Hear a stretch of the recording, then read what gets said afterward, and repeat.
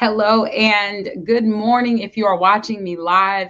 Welcome, even if you're watching me live or catching this at a later time. I'm so encouraged by this message, and I'm encouraged by those of you who have been getting up early to just join me for these morning encouraging words.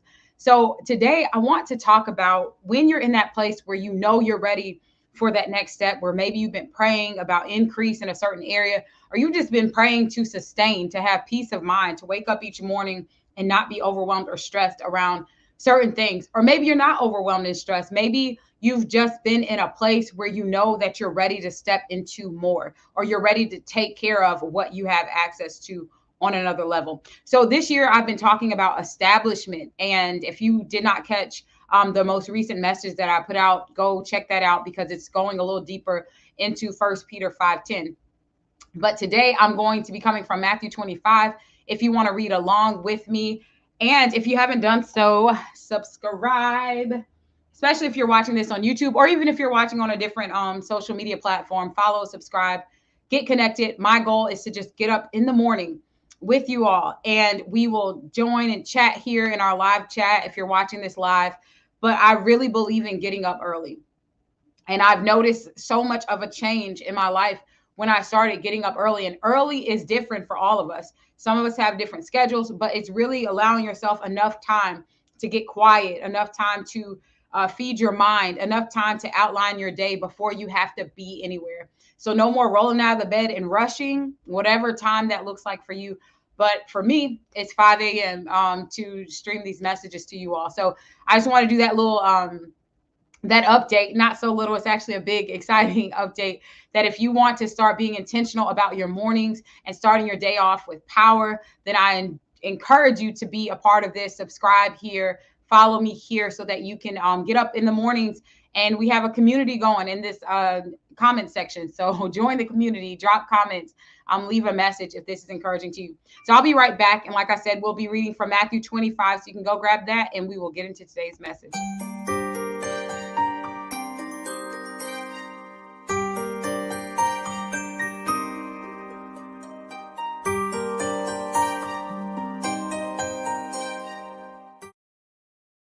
All right, welcome back. So Matthew 25 is what we're reading from.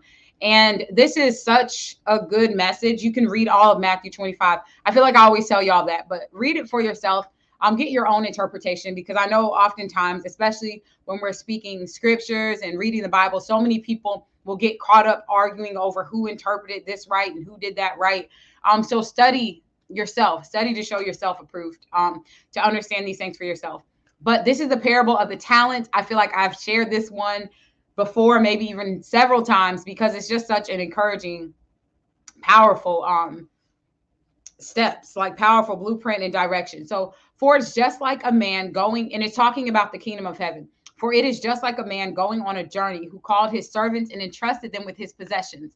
To one he gave 5 talents, to another 2 talents, and to another 1 talent, each according to his own ability. And he went on this journey. The servant who had received the 5 talents went at once and put them to work and gained 5 more. Likewise, the one with the 2 talents gained 2 more. But the servant who had received the 1 talent went off, dug a hole in the ground, and hid his master's money. After a long time, the master of those servants returned to settle accounts with them. The servant who had received the 5 talents came and presented 5 more. Master, he said, you entrusted me with 5 talents. See, I gained 5 more.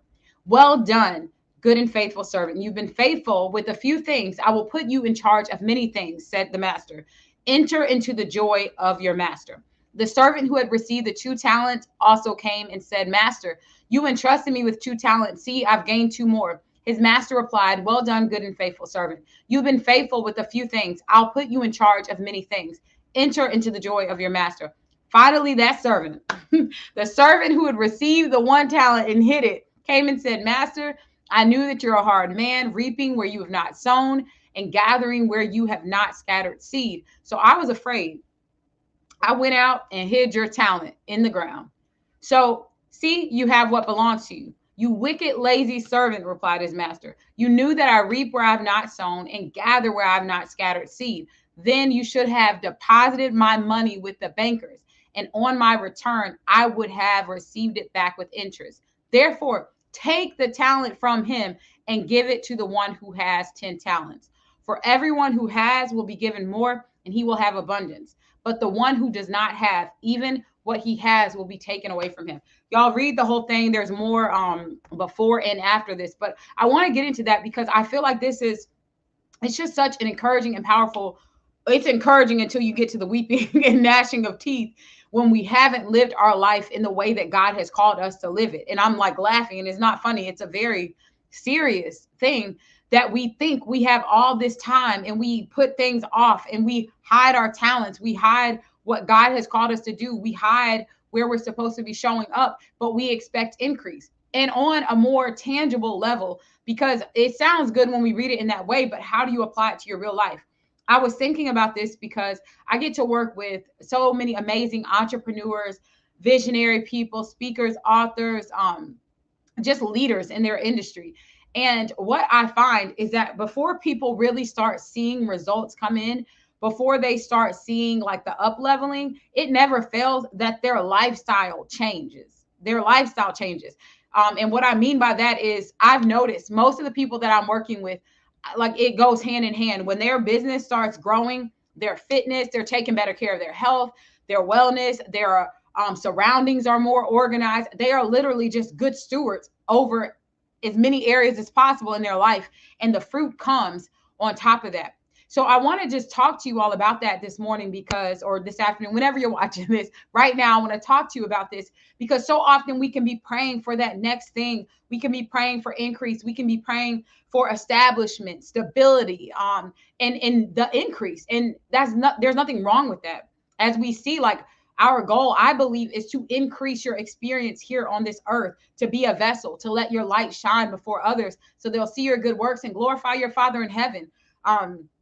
That's just so important to me. And when we don't take care of what we have, it's hard to see that increase. As you saw in the example of the talents, the one who had 2 increased it.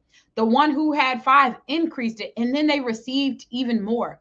But when we hide what we have, when we put it in the ground, when we don't perceive it, we lose even what we have. And if you've ever had a gift or a talent, and you hear the cliche saying, if you don't use it, you lose it. But it's so true. Whether you have a gift or a talent, if you think about this, I'll talk about athletes because I love sports. Even though I wasn't the most sporty person growing up. I didn't have the talent, but I was a cheerleader and I could cheer for you on the court and understand what's going on. But when I think about athletes in the off season, there are some that you will see, even if they're just doing conditioning, even if they're not like hardcore into the sport in the off season, you can tell those who went away from the regular season and stayed with their conditioning, stayed with their workout, stayed with the consistency, and those who literally clocked out. Because when it's game time, when it's go time, when it's time to get back in the arena or get back on the field or get back on the court, it's so much more difficult if you've been completely not taking care of what you needed to be taken care of. If you have not been faithful over the opportunity, someone can come and steal your spot. Period. I think about that because, again, you saw that the one who dug the talent in the ground and did nothing with it, it was taken from him. And so that same thing, if you've ever learned a foreign language, or maybe like if you're learning like new languages, if you just absolutely stop reading or speaking in that language, or and I've known people who it was their native, like I can think of several people who were bilingual since they first started speaking because they grew up in a multi language household. And as they got older and their parents stopped using the initial language that they spoke, as they got older, they started forgetting it and they no longer could speak that language with fluency that they actually grew up speaking. And that just speaks so much to what I want to encourage you on, to take care of what you have. Take care of what you have access to. Perceive the opportunities that you have, because if you don't, you will soon look up and it's gone.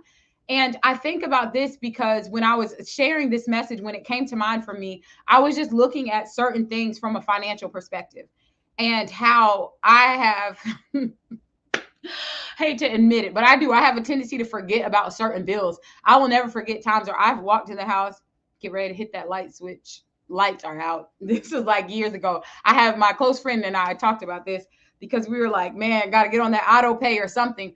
But in that time, I was all about, oh, let me get my goals in place and let me grow. How can you grow? How can you receive an increase in an area when you're not even taking care of what you have? If I didn't have the foresight at that time to pay my light bill, how was I going to see increase in any other area?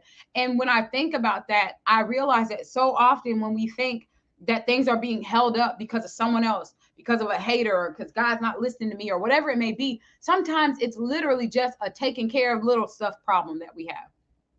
Sometimes we just need to take better care of what we already have. Sometimes that next door is going to open for you when you're doing a better job with the door that you're already in. You're sitting in a room right now, you're in a place right now.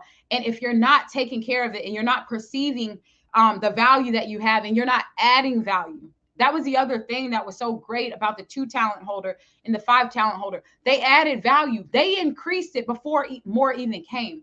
And sometimes we can get in this mindset that once more comes, that's when I'm going to do more. I can't tell you how many times I've heard people say, when I get 10 million or when I get 100 million or when I get whatever, that's what I'm really going to show up for my community. That's what I'm going to do so much for my family. You just wait. When the truth is, whatever you're going to do with $10, whatever you're going to do with 100, however you're going to, your character at 1,000, your character at 10,000 is only going to be magnified the more that you receive. And that, to me, it's so powerful, because if you have a heart to be a giver, which I believe we all should be charitable, in balance. I won't even get into that, but we should all be charitable. And when we're in that place, it's not always about money. Maybe you don't have the 100 million, but can you give your time? Are you always pushing people away? Do you have things that maybe you don't need it anymore, but instead of taking the time to give it out or seek out someone that could benefit from it, you just don't see it as a big deal? How you are spending your time on a daily basis, how you're taking care of what you have access to, I believe is a direct indication of where you're headed. And so today's message, I really just want to encourage you all and let this be a wake-up call. And I feel like this is a wake-up call. If you're just waking up and catching me live, let it be a wake-up call that it's time to take care of what you have. Many of you have been given amazing career opportunities. Many of you are in business right now, and you have access to customers and clients that their lives are going to change, but you are just casual about it, kind of showing up. Hey, I'm just going to do a little something, but that's it, and not fully bringing the value and bringing the increase. And whatever you do, and I talked about, I feel like this was the last message I put out, so go check that out. But just working, like going all in. Actually, this is on, if you haven't subscribed to my podcast, Marketing God's Way. That's where I talked about this. So I'll put that link up, Marketing God's Way, and you can hear all of these things in a little more depth. But that's it, y'all. I'm going to just wrap this message right here. But I'm just encouraging you all today to be faithful over little. Little is how you carry yourself out today. Little is how you spend your time today. Little is how you take care of your environment today. Little is how you're showing up for your family today. Little is how you're showing up for yourself today. Little is your quiet time, your prayer time today. Your little is how you're trusting God today. Your little is how you're showing up and pleasing God today. Your little is how you're letting your light shine today. It's not some out in the future when this comes and that comes and this happens and that happens. It's how you show up in the moment. So that is it. That's a message, y'all. I feel like a pastor because I done closed this message like 5 times, but that is the message for you all today. And I want to leave you with this as I talk about just being intentional about your day and your mornings. This has been a long time coming. I've been wanting to do early morning streams for forever, and I've done them and kind of like stepped away, but just join me in the mornings. And our goal is to get focused. And so when I say focus, I'm specifically speaking about the focus formula that I have, the Focus Fast. And if you want to learn more about it, you can go to thefocusfast.com. I'm just going to give you a snapshot. It's 5 things that you want to do to be intentional about the start of your day. And if you go to thefocusfast.com, you can hear the story about why I talk about that, or you can probably find a video. But the F is to feed your mind each day. You just fed your mind with this message, getting to your quiet time, reading a book, learning a new skill, getting into your Bible, whatever that looks like for you. The O is outline your day. Don't just let your day happen to you. Even if it's just 2 or 3 top things that you want to get done, just write down, outline how you're going to spend your day, prioritizing what has priority. The C is condition your body, whether it's going for a walk, doing an intense workout, doesn't matter, but just taking time to get your body right, to feed your body, to take care of your temple. The U is urgency with tasks, not wasting your time doing things that have no value. In fact, if there are things that you can delegate out, just learning how to maximize what gets your time and your attention. So that's the urgency with your task. And the S is see yourself successful.